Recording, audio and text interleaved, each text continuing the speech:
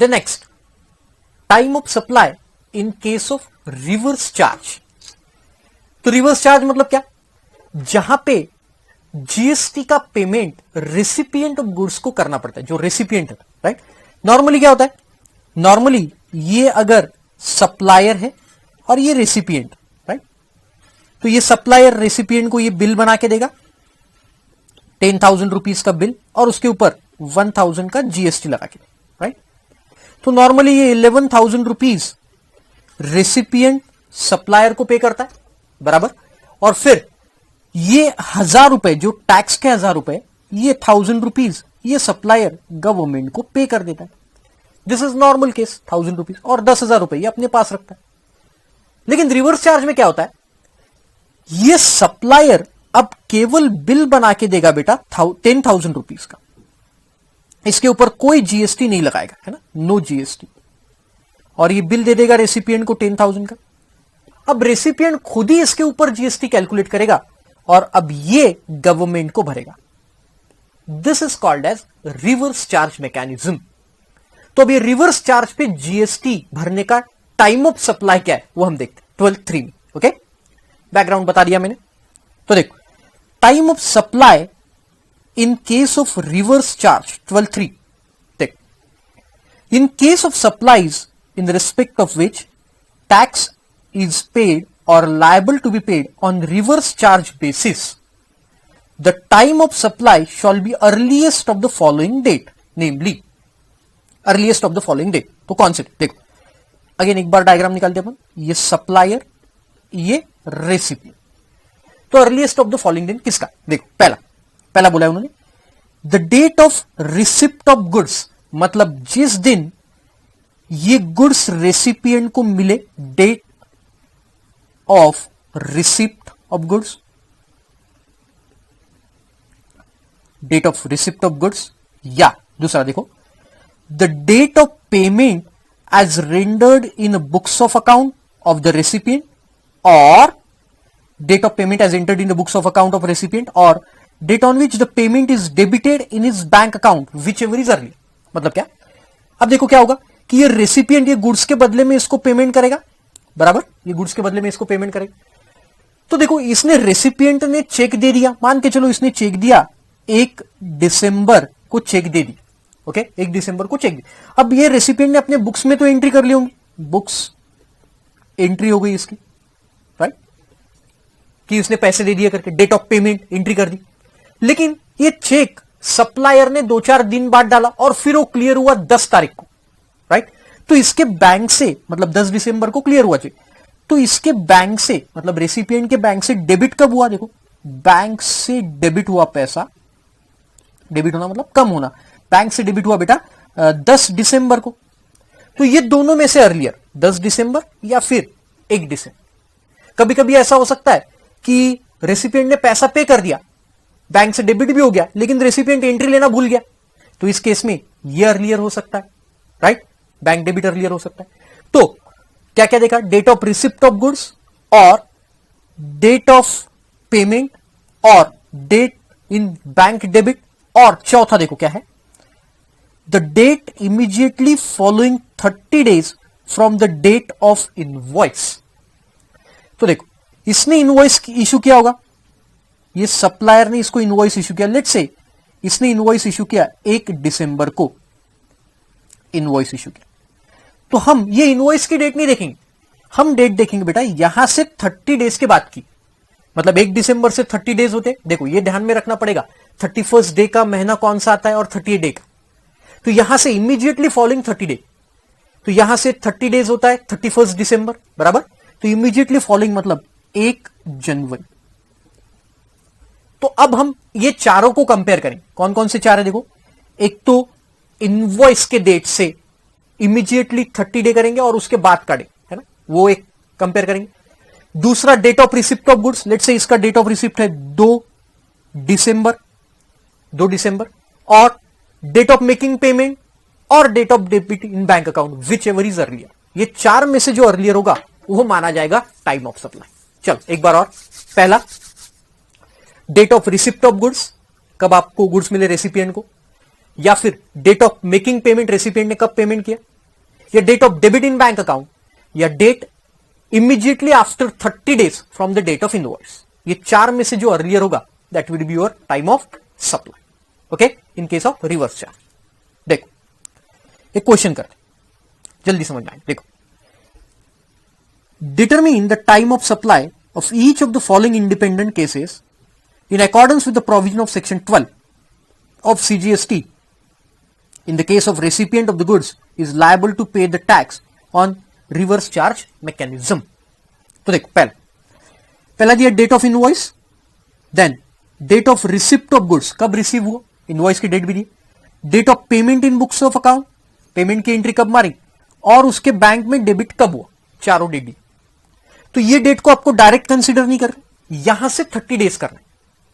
तो 1 अक्टूबर 2018 मतलब 31 दिन का महीना ये अक्टूबर, तो यहां पे डेट आएगी 1 नवंबर 2018 बराबर।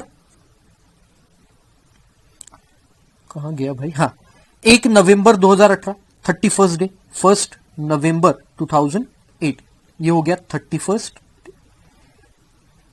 अब ये चारों को कंपेयर कर, right, 30 days from the date of invoice, date of receipt of goods, debit in bank और डेबिट इन बुक्स। तो देखो पहले केस में 1 नवंबर, 1 अक्टूबर नहीं, 1 नवंबर, क्योंकि 31 डे को कंपेयर करना है, 5 अक्टूबर, 10 अक्टूबर और 12 अक्टूबर। क्या पहले है बेटा, 5 October. So this is your TOS। कितना सिंपल रहता है, लॉजिक एक बार समझ में आ गया, खत्म हो गई बात। देन यहां भी 1 अक्टूबर है, तो यहां भी हम 1 नवंबर 18, 15 अक्टूबर, 10 अक्टूबर, 12 अक्टूबर, किसको कंसीडर करेंगे बेटा, this is earliest TOS। Third again 1 November, 15 October, 12 October, 10 October, 10 October, which ever is earlier. Bank में डेबिट अर्लियर है इस बार, और यहां पे भी सेम 1 नवंबर 18 इनवॉइस के 30 डेज के बाद, 15 November, 18 November, 20 November, of course 1 November. This is TOS। देख लो आंसर कितना सिंपल है, उसके रीजन लिख देने। Okay great. देन और एक क्वेश्चन, लेक्चर पॉज करो, आप खुद करो। देखो, determine the time of supply from the given information. 4th May 2018, supplier invoices the goods taxable on reverse charge basis to Bridge and Company. The 30 days from the date of invoice is elapsed on 3rd of June. 30 days कब हो रहे, 3 जून को उसने निकाल के दे दिया, मतलब हमारे काम की डेट है 3 June, right. Bridge and company receives the goods and Bridge and company makes the payment. Debit की डेट नहीं दी है तो कोई प्रॉब्लम नहीं, ये 3 को कंपेयर करेंगे, विच एवर इज अर्लियर। क्या अर्लियर है, 12th May। 12th May will be the time of supply. इससे सिंपल दुनिया में और क्या हो सकता है गाइस, बताइए, कुछ भी नहीं हो सकता। Provided that where it is not possible to determine the time of supply under clause A, B and C, the time of supply shall be the date of entry in the books of account of the recipient of supply. तो अगर ये A, B, C नहीं मिल रहा है तो जिस दिन recipient अपने बुक्स में एंट्री करेगा उसको आप टाइम ऑफ सप्लाई मान। अगर A, B, C नहीं समझ रहा है, मतलब नहीं मिल रहा है आपको, नहीं समझ रहा है मतलब नहीं मिल रहा है आपको, तो उस दिन वो क्या करेंगे आप, जिस दिन बुक्स में एंट्री की रेसिपिएंट ने, that would be the day, that would be your time of supply. Okay, then 12.4 time of supply in case of vouchers. ये बड़ा इंटरेस्टिंग। वाउचर्स मतलब क्या, देखो आप कहीं पे भी ऐसे मॉल वॉल में जाते होंगे परचेस करने कोई गुड्स, डीमार्ट में गए आप या बिग बाजार में गए, है ना, तो वहां पे आपने फलाने अमाउंट की शॉपिंग की 10,000 रुपए की, तो आपको वाउचर देते, राइट। और वो वाउचर 2 प्रकार के होते हैं ना, वाउचर्स दिए आपको, वाउचर कूपन होता है बेसिकली, और वो कूपन मान के चलो आपने 10,000 की शॉपिंग की और आपको 2,000 रुपए का कूपन मिला, और वो कूपन में बोला कि आप फलाने गुड्स को परचेस करो, राइट। अगर आप ये गुड्स को परचेस करोगे तो 2,000 रुपए के आप ये गुड्स फलाने गुड्स परचेस कर सकते हो, ऐसा बोलो। जैसे उन्होंने बोला कि आप है ना तो क्या कर सकते हो, 2000 रुपीज के क्या परचेस करते, कोई भी आइटम, जीन्स, कौन सा जीन्स, लेट से कोई भी कंपनी का जीन्स आप परचेस कर सकते हो, राइट। जॉन प्लेयर का जीन्स आप परचेस कर सकते 2000 रुपीज का, और ये वाउचर आपके लिए 4 महीने के लिए वैलिड रहे, ऐसा बोल के आपको 2000 रुपीज दे दिया voucher. Okay, so this is called as identifiable voucher. Identifiable voucher, identifiable मतलब क्या बेटा, क्या आपको मालूम, मतलब जब ये वाउचर इशू किया गया, लेट्स से ये वाउचर इशू किया गया आपको 1 दिसंबर 2019 को, उस दिन वो मालूम है, इस दिन मालूम है कि ये वाउचर जो आपको इशू किया गया वो क्या क्या परचेस करने के लिए इशू किया गया। ओके, जॉन प्लेयर मतलब ये आइडेंटिफाइबल वाउचर। दूसरा वाउचर हो सकता है अनआइडेंटिफाइबल वाउचर। तो उन्होंने बोला ये डीमार्ट में आप कभी भी आओ बाद में और आप 2000 रुपए की शॉपिंग करके लेके जाओ, कुछ भी ले सकते हो, यहां से कुछ भी ले सकते हो। This is called as unidentifiable voucher. Unidentifiable voucher. अब दोनों में फर्क क्या है गाइस, देखो आइडेंटिफाइबल वाउचर में क्या है कि जब आप वाउचर इश्यू कर रहे हो, जब आप वाउचर दे रहे, डीमार्ट जब वाउचर दे रहा है तभी उनको पता है कि ये एप्पल या फिर सॉरी ये जॉन प्लेयर का जींस पे क्या कितना जीएसटी लगेगा, ये उनको तभी पता है। 2000 रुपए का वाउचर उन्होंने दे दिया, तभी उनको मालूम है कि इनको क्या देना है, जॉन प्लेयर का जींस देना है 2000 रुपए का, और इसका जीएसटी का रेट क्या है ये उनको मालूम। तो आइडेंटिफाइबल वाउचर के केस में टाइम ऑफ सप्लाई होता है जिस दिन ये वाउचर आप इश्यू करोगे, क्योंकि हम लोगों को मालूम रहता है कि ये गुड्स जो ये वाउचर से लेने वाले हैं, जो वाउचर से गुड्स लेने वाले उसके रेट ऑफ जीएसटी क्या है। बट अब देखो दूसरे केस में अनआइडेंटिफाइबल वाउचर है कि अब ये पर्सन डीमार्ट में आके कुछ भी परचेस कर सकता है। 2000 रुपए का हमने वाउचर दे दिया, अब अलग अलग रेट्स के अलग अलग गुड्स है, तो अब हम कौन से रेट से जीएसटी लगाएंगे। तो टाइम ऑफ सप्लाई जिस दिन वाउचर इशू किया, मतलब 1 दिसंबर 19 को, हम डिसाइड ही नहीं कर सकते क्योंकि सामने वाला पर्सन क्या लेगा आज हमें पता नहीं है। तो ऐसे केस में फिर उसका टाइम ऑफ सप्लाई रहता है जिस दिन ये वाउचर रिडीम किया गया, राइट, जिस दिन ये वाउचर रिडीम होगा वो टाइम ऑफ सप्लाई। बट जब अगर आइडेंटिफाइबल वाउचर रहा तो फिर जिस दिन ये वाउचर इशू किया गया, इशू कब किया गया 1 दिसंबर को, वही उसका टाइम ऑफ सप्लाई है इन case of identifiable voucher, right. कोई रटने की जरूरत नहीं, लॉजिक भी समझ में आ जाता है। ओके, तो देख इन case of voucher by the supplier a time of supply shall be the date of issue of voucher in case of identifiable at that point। अगर सप्लाई आइडेंटिफाइबल है तो फिर date of issue of voucher, and date of redemption of voucher in all other cases मतलब unidentifiable. अनआइडेंटिफाइबल voucher जहां पे हमको rate of GST पता नहीं रहेगा, क्या लेने वाला है पर्सन, अलग अलग गुड्स ले सकता है। तो देख बिग बाजार issues the voucher of rupees 5000 purchase on any item from Big Bazaar. It is unidentifiable voucher. The time of supply shall be the date of redemption of voucher. क्योंकि 5000 रुपए में आप कुछ भी ले सकते हैं। दूसरे केस में now suppose Big Bazaar issues the voucher only to buy juicer। अभी जब वाउचर इशू किया तभी जूसर का रेट पता है, तो फिर ऐसे केस में date of issue of voucher ही टाइम ऑफ सप्लाई माना है। ओके ग्रेट, चलो फिर इसके भी 1-2 example. XYZ limited has purchased for its customer 100 voucher dated 24/12/18 worth ₹1000 from ABC, a footwear manufacturing company. तो ABC फुटवेयर मैन्युफैक्चरिंग कंपनी है। ABC से वाउचर परचेस किए किसने बेटा, XYZ ने, अपने 100 कस्टमर्स के लिए। Okay, the vouchers were issued by ABC on 25th December 18। Voucher issue कब किए गए 25th December। The vouchers can be encashed at a retail counter of outlets ABC। The employees of XYZ Limited encash the same on 1/1/19, determine the time of supply। Of course यहां identifiable voucher, shoes के लिए voucher, footwear company.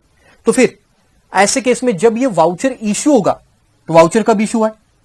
25/12/2018 को, तो ये माना जाएगा time of supply. Simple as that. Then second, tasty food meal coupons are sold to a company on 25th of August 18 for being distributed to the employees of the said company। तो ये company ने अपने employees के लिए coupon दिए 25 अगस्त 2018। The coupons are valid for 6 months and can be used against the purchase of food items. The employees use them for various stores for purchase of various eligible items on different dates throughout the 6 months. Time of supply of the coupon. अब देखो different employ अलग अलग shop में गया और उसने अलग अलग शॉप से वो कूपन को इनकैश किया। इज इट आइडेंटिफाइबल और unidentifiable? Of course it is unidentifiable. तो जब वो एम्प्लॉय वो स्टोर्स में गए होंगे और वाउचर को रिडीम किया होगा तब या कूपन को रिडीम किया होगा तब उसका टाइम ऑफ सप्लाई है। अनआइडेंटिफाइबल वाउचर, क्योंकि देखो different tax rate different rate and can not be determine at the time of giving the coupon. Then third one, miss Reema purchase the gift voucher from shopper stop worth ₹1500 on 30th 10/18 and gifted it to her friend on occasion of her birthday on 4th of November 18। Reema बड़ी चालाक है, उसने gift voucher लिए और अपनी friend को दे दिए। 4/11/18 को उसके फ्रेंड का बर्थडे था। Okay, her friend encashed the same on 1/1/19 for purchase of handbag, determine the time of supply. अब देखो ये identifiable unidentifiable? Of course unidentifiable. तो क्योंकि जब दिया तब पता ही नहीं था ना किसके, और उसके फ्रेंड ने किसके लिए यूज किया? हैंडबैग लेने के लिए। तो हैंडबैग का रेट तब थोड़ी ना मालूम था, या तब पता भी नहीं था कि ये रीमा उसको गिफ्ट करेगी और फिर वो जिसको गिफ्ट करेगी वो हैंडबैग परचेस करेगी। So it is unidentifiable voucher. So इसका रिडेम्पशन का डेट मतलब 1 जनवरी 19, ये क्या बन जाएगा बेटा? Time of supply. Then next, residual rule 12(5), where it is not possible to determine the time of supply under subsection 2, 3 and 4, जो हमने अभी देखे 2, 3 and 4, रिवर्स चार्ज या फिर हमने पहला या फिर अभी का। The time of supply shall in case where periodical return has been filed, the date on which such a return is filed, or in any other case the date of payment of tax। अगर ये दो subsection 2, 3, 4 से अगर time of supply नहीं निकल रहा है तो फिर ऐसे केस में what will be the time of supply? तो रेसिडुअल रूल सेज अगर वो बंदा रिटर्न फाइल करता है तो date of return is time of supply, और अगर वो रिटर्न नहीं फाइल करता है, सिर्फ टैक्स का पेमेंट कर रहा है, तो date of payment of tax. Simple. तो investigation reveals the client sign removal of the goods by the supplier who is not registered under GST. The evidence is in the form of noting often undated and some corroborative material. The supplier voluntarily pays the tax during the investigation to close the case. Supplier ने बोला कि चलो मैं voluntarily पे कर देता हूं, मैं रजिस्टर्ड नहीं हूं लेकिन मैं वॉलंटरीली पे कर देता हूं। तो देखो ये रजिस्टर्ड नहीं है तो ये रिटर्न नहीं भरेगा, तो फिर date of payment of tax would be time of supply. Simple, right? And the last one, value addition after sale, that is interest, late fee or penalty। अब ये क्या होता है? देखो अब आपने कोई गुड्स को बेचा और बेचने के बाद सामने वाले को बोला देखो आपको पेमेंट विद इन 30 डेज करना पड़ेगा, क्रेडिट साइड 30 डेज की दी, 30 डेज में आप पेमेंट कर दो, और अगर आप 30 डेज में पेमेंट नहीं करोगे तो आपको 10% एक्स्ट्रा देना पड़ेगा, लेट फी देना पड़ेगा। बहुत बार देखते हो आप, इंटरेस्ट लेट फी देना पड़ेगा। तो सवाल ये उठा कि फिर वो जो लेट फी है वो लेट फी के लिए टाइम ऑफ सप्लाई क्या रहेगा? देखो ये जो नॉर्मल अमाउंट है, जैसा मान के चलो 10,000 रुपए का बिल है और 10,000 रुपए अगर 30 दिन में पेमेंट नहीं करते हो तो 1,000 रुपए लेट फी, तो ये 10,000 रुपए का टाइम ऑफ सप्लाई तो नॉर्मल निकल जाएगा, इनवॉइस और receipt of payment whichever is earlier, जो हमने पहले देखा। बट व्हाट अबाउट दैट 1,000 जो लेट फी है, उसके लिए टाइम ऑफ सप्लाई क्या? तो फिर ये रूल है तो उन्होंने ये सेक्शन में बोला है, सॉरी रूल नहीं सेक्शन, ये सेक्शन में बोला है कि जिस दिन ये लेट फी इंटरेस्ट या पेनल्टी आप वसूल करोगे, आपको मिलेगी, सप्लायर को मिलेगी, उसी दिन उसका टाइम ऑफ सप्लाई रहेगा। ओके, तो देखो the time of supply to the extent it relates to the addition of value of supply, value of supply के एडिशन में, क्योंकि वैल्यू ऑफ सप्लाई तो 10,000 by way of interest, late fee, penalty for the delayed payment of any consideration shall be the date on which supplier receives such a additional value। जिस दिन वो additional value मिलेगा वो आपका माना जाएगा time of supply। Question देख लो, Mr. X registered supplier supplied certain goods to Y on 6-month credit with the penalty clause of agreement of penalty 5% on the invoice value in case of delayed payment। अगर payment delay किया तो 5% invoice value का आपको क्या देना पड़ेगा, penalty. The invoice was dated 1st of November 18। Mr Y could not make the payment on the due date due to unavoidable reason, नहीं कर पाया। He however made the payment of the invoice on 5th of May 2019, but उसने 5th May को payment कर दी। Okay, करना चाहिए था 1 नवंबर से 6 महीने में, बट उसने 5th May को कर दिया। Mister X raise the debit note for the penalty amount. There being a dispute on this matter was in arbitration which was finally resolved with Mr. Y agreeing to pay half of the penalty amount. The amount was paid by Mr. Y on 12th of December 2019, determine the supply under GST law। Very simple, देखो अब उसने जो normal payment था, है ना, Y ने x को normal payment तो कर दिया, लेकिन कब किया उसने, 5 मई 2019 को। अब एक्स ने पहले ही बोला था कि अगर तू 6 महीने के अंदर पेमेंट नहीं करेगा तो तुझे पेनल्टी लगेगी 5%, लेकिन वाई नहीं माना, वो आर्बिट्रेशन में गया और आर्बिट्रेशन ने रिजल्ट दिया कि नहीं नहीं वाई आपको पेनल्टी का पेमेंट करना पड़ेगा, जो भी करना पड़ेगा, कितना दिया, half of the penalty amount, उतना करना पड़ेगा। फिर वाई ने उसको पेमेंट किया 12 दिसंबर 19 को। तो फिर पेनल्टी के लिए क्या रहेगा बेटा आपका टाइम ऑफ सप्लाई, जिस दिन ये पेमेंट वाई ने एक्स को किया, तो कौन सा दिन, 12 दिसंबर 19। और जो आपका normal time of supply invoice और receipt of payment whichever is earlier, तो ये 1/11 का इनवॉइस है और पेमेंट किया 5 मई 19 को, मतलब 1/11/18 ये नॉर्मल अमाउंट के लिए, और पेनल्टी अमाउंट के लिए रहेगा 12th of December 19। तो दोनों के टाइम ऑफ सप्लाई अलग अलग आएंगे।